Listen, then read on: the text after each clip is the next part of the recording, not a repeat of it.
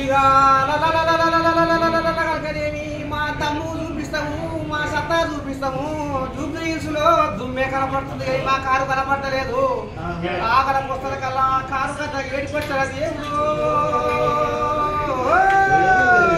రాను రాను రాను జూబ్లీహిల్స్ కి రాను రాను జూబ్లీహిల్స్ కి రాను.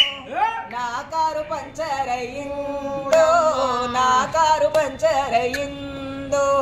ఇల్లు తిరగబడితే ఓట్లేమో అడుక్కబడితే, ఇల్లు తిరగబడితే ఓట్లేమో అడుక్కబడితే. రాను ఓడిపోయాను, రాను ఓడిపోయాను, రాను జూబ్లీహిల్స్ కి రాను రాను జూబ్లీహిల్స్ కి రాను.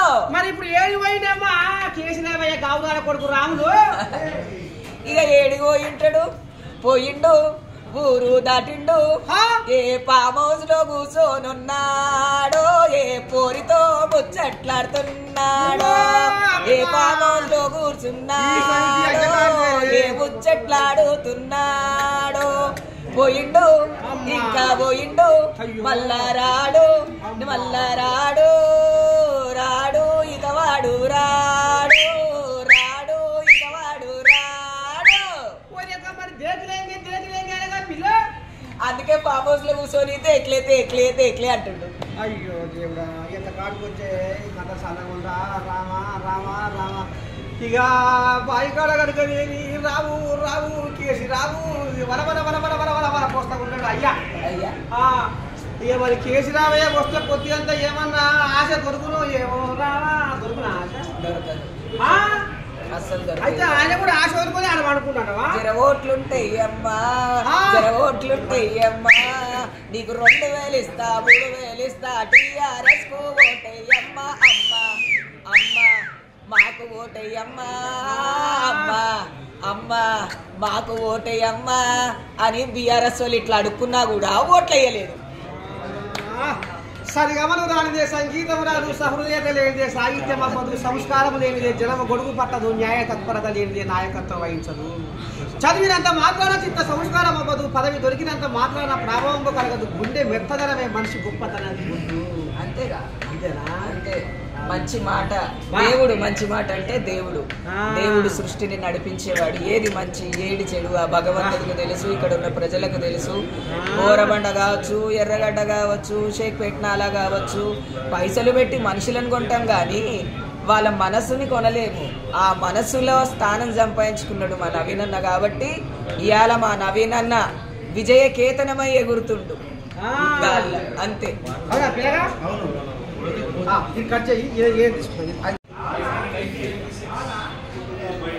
ఇక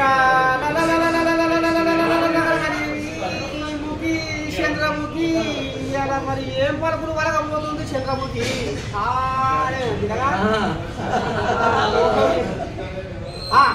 మొత్తానికి మరి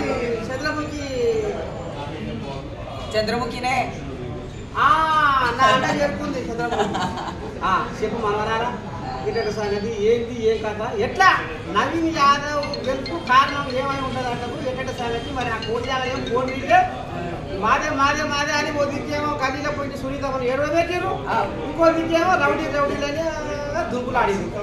ఎట్లా ఏమనుకున్నారు జనాలు, ఎట్లా ఈ గెలుపుకు సాధ్యమా? గెలుపుకు ముఖ్యమైన కారణం ఏంటి అంటే జూబ్లీ హిల్స్ కాన్స్టిట్యున్సీలో ఎవరు పని చేశారు, ఎవరు ప్రజల నాయకులు అనేది జూబ్లీ హిల్స్ లో ఉన్న ప్రజలకి చాలా బాగా తెలుసు. ఏదో మొగుడు దచ్చిన ముండలు తీసుకొని వచ్చి కూర్చోబెడితే ఓట్లు పడతాయి అనుకోవడము అది చాలా చిల్లర పని. అది పోనీ తిరిగి చూస్తే మా మొదటి పెళ్ళావా అంటే కాదు, రెండో పెళ్ళావా అని అదే చెప్పి అక్కడనే చదవాలి ఓడిపోయినట్టే కదా. అయితే ఒక్కటి పిల్ల ఇంటోడు ఈకతో కొట్టే బయట తోకతో కొట్టినట్టు వాళ్ళ కుటుంబం కూడా ఏదో కష్టప చేయవాలని చేసి అసలు ఆమె మా అయ్యా భార్యనే కాదని కొడుకో తీకు అక్కడ తారక పని మేము బతికాడు ఆయన దాన్ని ఇక మాగంటి కనకని కూడా ఏదో కథ నడిపించాడు. కేటీ రాముడు కనీసము మాగంటిని కడసారిగా చూసుకున్నామంటే అన్న తల్లి పేగు బంధాన్ని కత్తిరి పెట్టి కత్తిరించిండు. నన్ను చూసుకోనియలేదు ఓరసూపు చూసుకుంటూ దాకన్నా నన్ను నా పొరుగు నడవాలి అది కూడా ఆ అమ్మాయి వెళ్ళబోసుకుంటారు. అదేమన్నా జనాలు ఏమన్నా మనసులో పెట్టుకోవచ్చు. ఎందుకు పెట్టుకోరు? మాగంటి గోపీనాథ్ లాంటి వాళ్ళ ఫ్యామిలీనే కేటీఆర్ తొక్కేసినప్పుడు తారక రామారావు కల్వకుంట్ల తారక రామారావు గారు తొక్కేసినప్పుడు వేరే వాళ్ళకి ఇదే సమస్య జరుగుతుంది. ఇదే జూబ్లీహిల్స్ కాన్స్టిట్యున్సీలో మళ్ళీ వాళ్ళని గెలిపిస్తే ఏదో కాస్తో కూస్తో కరెంటు బిల్లు, ఫ్రీ బస్సు, సన్న బియ్యము ఇవి కూడా పోతాయి అన్న బాధ ఉండదా? ఈడంతా గొప్పలే ఉన్నారా? ఎంతో మంది బీదోళ్ళు కూడా ఉన్నారు. గొప్పల ఓట్లు 100 ఉంటే బీదోల ఓట్లు 300 ఉన్నాయి. నువ్వు పైసా పెట్టి కొనాలి అనుకుంటే కొనలేవు. నువ్వు ఎప్పుడైనా న్యాయం గెలవాలి అంటే న్యాయంగానే పోవాలి. వీళ్ళని రౌడీ షీటర్లు అన్నావు, వీళ్ళని గుండాలు అన్నావు, వీళ్ళు హిజరాల దగ్గర డబ్బులు వసూలు చేస్తారని చెప్పినవు. ఒక 100 మంది ట్రోలర్స్ని పెట్టుకొని దునియాసే సోషల్ మీడియాలో నువ్వు ట్రోలింగ్ చేసినావు. కానీ ట్రోలింగ్ చూసేటోళ్ళంతా ఎక్కడెక్కడ ఏ దేశపోలో చూస్తారు. కానీ జూబ్లీహిల్స్ కాన్స్టిట్యున్సీలో 3,90,000 మందికి వాటితో ఏం పని? అన్నతో పని, శ్రీశైలం అంకుల్తో పని, నవీన్ అన్నతో పని.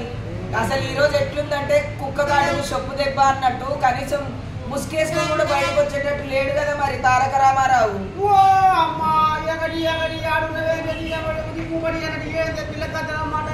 మరి నిజమే కదా. మొన్నటి వరకు రోడ్ షోలు ఏమన్నాడు?